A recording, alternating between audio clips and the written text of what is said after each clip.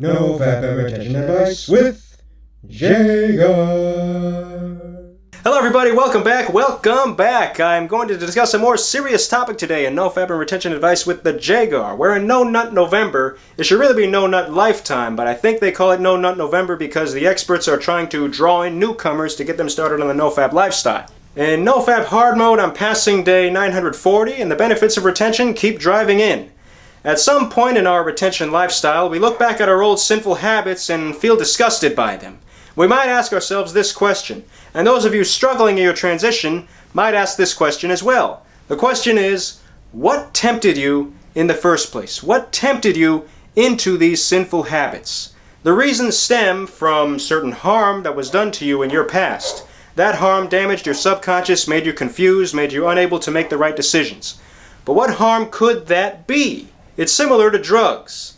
What influences people to do drugs? They teach you in school not to do drugs or alcohol, but people do them anyway. Why is that?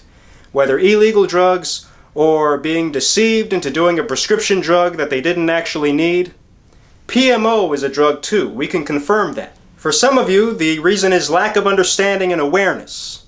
At some point in your childhood, when you weren't ready to understand this yet, you were exposed to a disturbing image. As disturbed as you were by it, you watched in curiosity. For some of you, it's pressure. You may have had friends who asked you if you look at those images, or tell you why you should look at those images, or directly show you the disturbing images. Chances are those friends had a lack of understanding.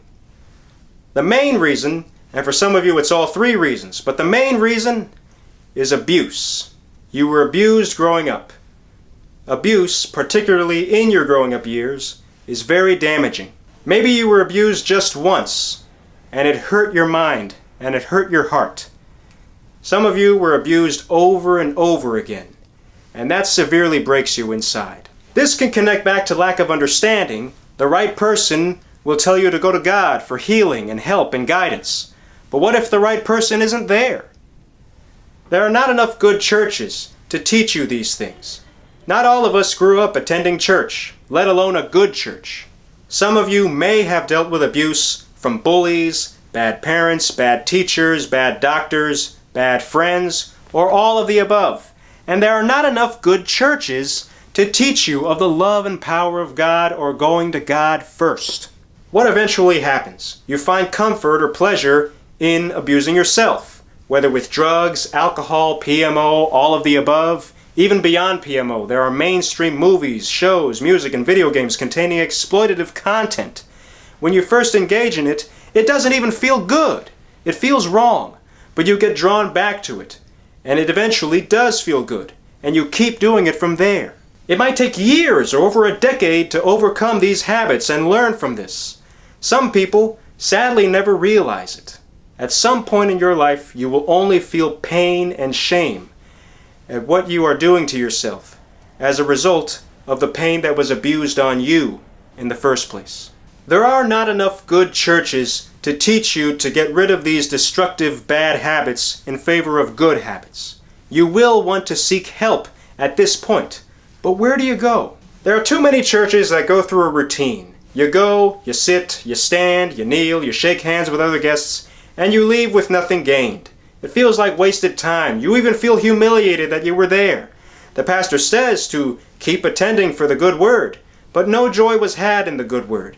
You don't even know what the good word was. You feel no connection. You feel no relation between the church and your life, and you apply nothing from church to your life. Therefore, you don't find church a viable place to go to for your needs or to find your mission. But you go each week anyway, or you stop going altogether.